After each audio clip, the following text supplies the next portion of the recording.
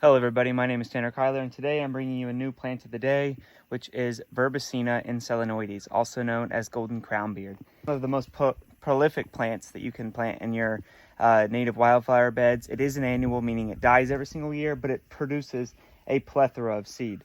So if I break open one of these seed heads and show you here, there is a ton of seed in here. Every single one of those little black dots, they're little flakes, so they flutter in the wind, will multiply into multiple other ones. So if you look through this whole bed, there is a ton of them growing. Let me flip the camera around.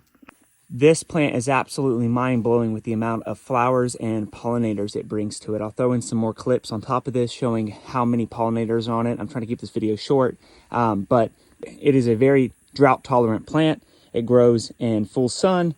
It gets about 4 feet tall, 4 feet wide. Last year I started with around 10 plants, and now I have well over 100 blooming inside this bed.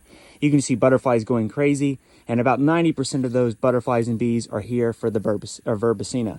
So I come along right here and I show you, they spread all along here, and I didn't even have these last year. There are tons of different species of butterfly and bee on here that are using these flowers to get a last little bit of nectar and nutrients before the cold weather hits. They're laying their eggs, and they're going to hibernate for the winter now, or move on south for the winter.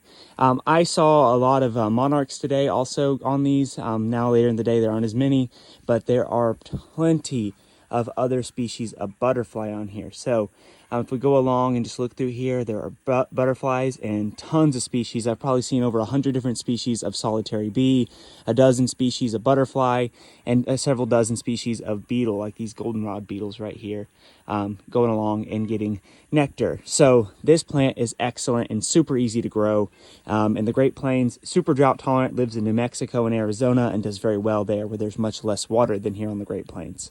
So like I said, this is one of the greatest plants you can plant in your pollinator gardens, along with the other ones I've talked about in the past. They also look pretty before they bloom. They have these grayish blue glauca covered leaves that help keep them dry. It's a nice wax coating to keep them dry throughout the summer months. And they will also give you tons of blooms year round. So not year round, but throughout the entire summer months. They start around June. You'll get your first blooms around June. As the plants get bigger, you'll get more and more flowers. We are now in October, and they have just gone crazy. And so I hope you enjoyed this video. I hope you learned something from this, and I hope that you decide to plant some Verbesina or the golden crownbeard in your perennial garden beds if you live in an area with these. I might throw a few clips throughout here of all those pollinators, but I hope you enjoy and have a great rest of your day.